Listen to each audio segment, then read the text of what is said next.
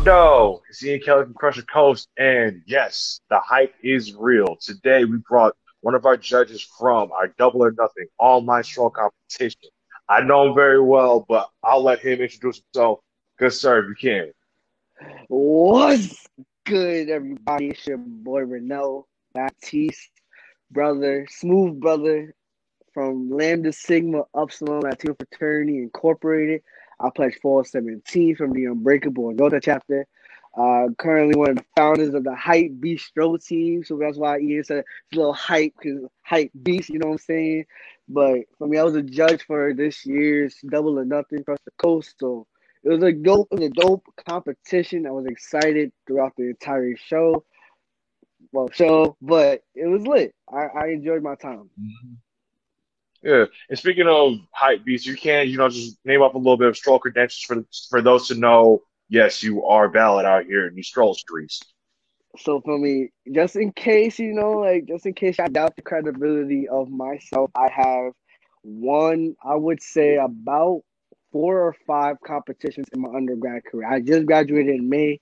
I pledged as a sophomore. So from my sophomore year to my senior year, I won at least 4 or 5 competitions. I've done multiple videos with brothers from different fraternities and sororities, along with brothers from my own fraternity. So I have credentials. I've been in the field. Like they say, the phrase, "You want to shoot me in the gym?" I was out here shooting in the gym. So just in case Mhm. y'all don't know my body, come on, you know my body.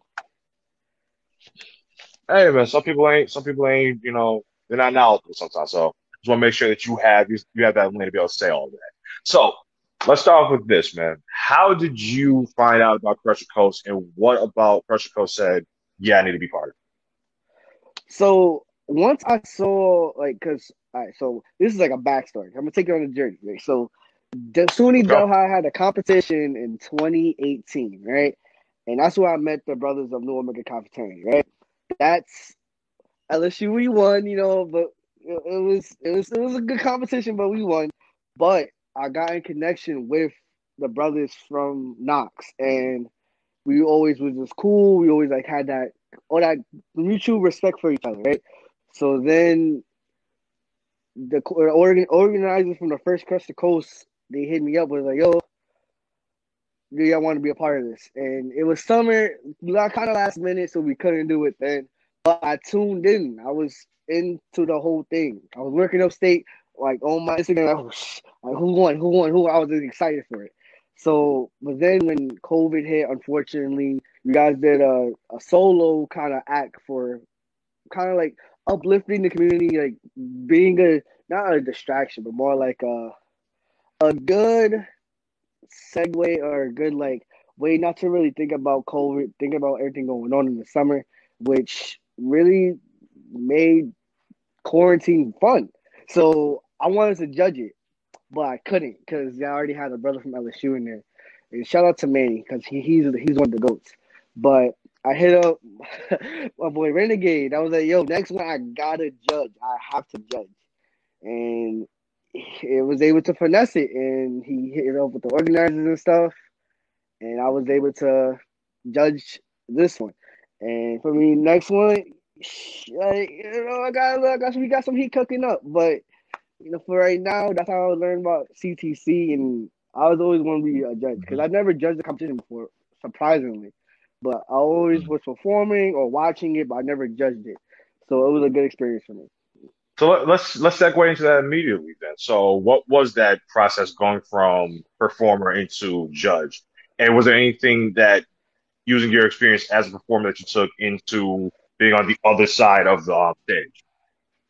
It definitely was difficult not putting my personal bias in there, like, because obviously every org strolls differently. So for me, as a performer who's won competitions and who's been in a lot, it was like, all right, these some of these performers, this is their first time, or this is like they're new in the grand scheme of things into performing for, I guess, for the internet.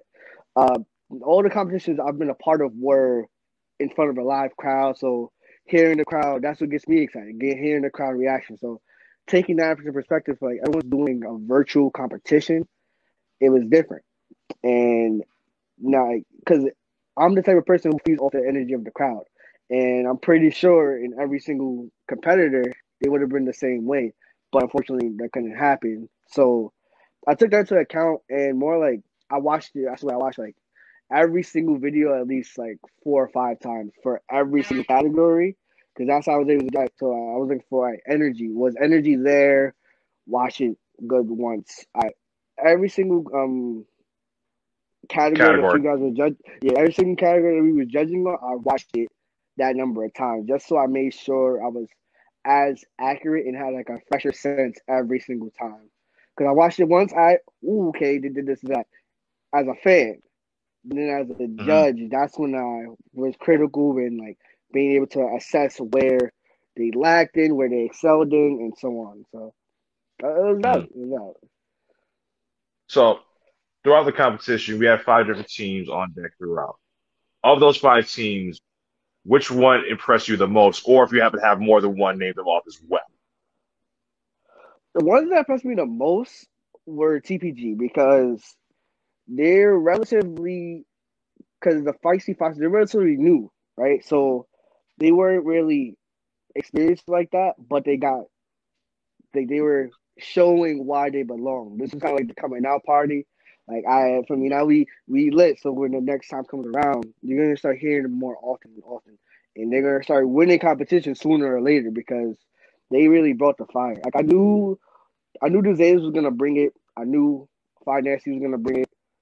Uh, but in terms of surprising me the most, pleasantly surprised, I was definitely pleasantly surprised with TPG.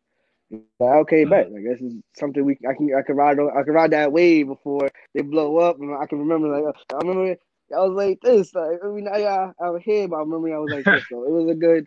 Oh, I'm pretty sure for them it was a good learning experience as well. What they can work on in the future. But I was glad to see them shut their stuff.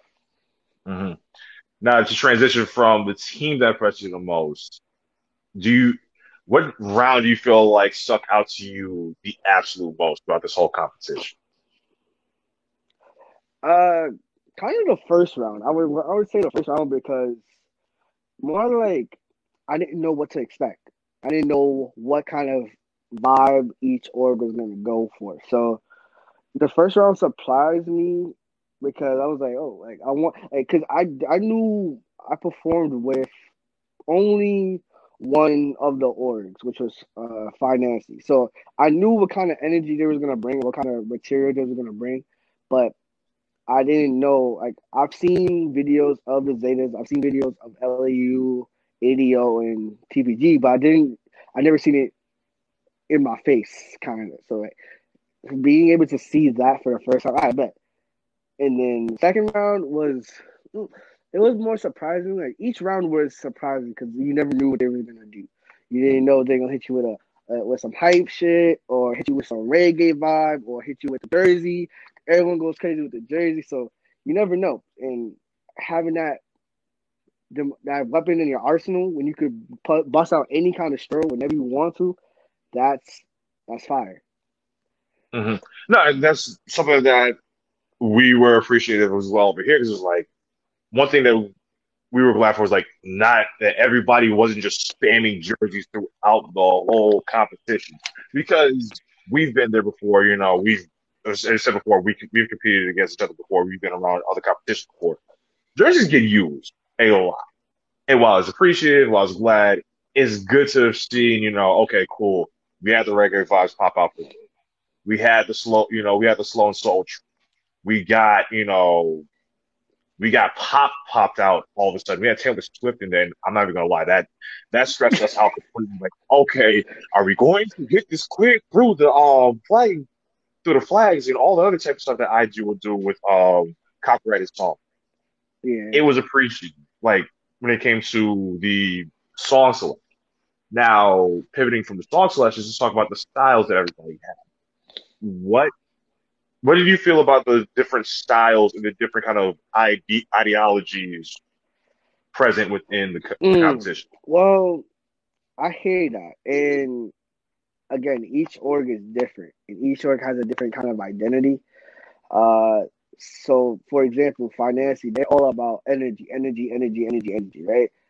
TPG is more about knowing they're like the code switch, knowing when to alternate between the two. They're more of a finesse kind of side. In my opinion, more about the finesse, but they can bring the energy when needed to bring the energy. Hmm. Zetas, from the ones I've met and the ones I know, a little more on the finesse side until Knuck If Your Butt comes on, and then it's over crazy. It's over crazy. ADO, they're relatively young, so they don't really necessarily, in my opinion, have an identity yet. Because they were founded last year, so they don't have an identity yet. But when they do, they'll make it work. And LU, it's always like between Alpha and other Alpha, it's kind of like everyone thinks like it's beef with all of us, but they're really not. But well, from my opinion, LU, they can be smooth and finesse, but they're majority hype and high energy, high energy.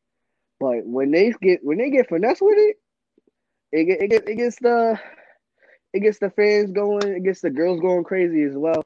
But it's all about the boxing saying styles make fights. But honestly, it's like you mentioned, song selection is key.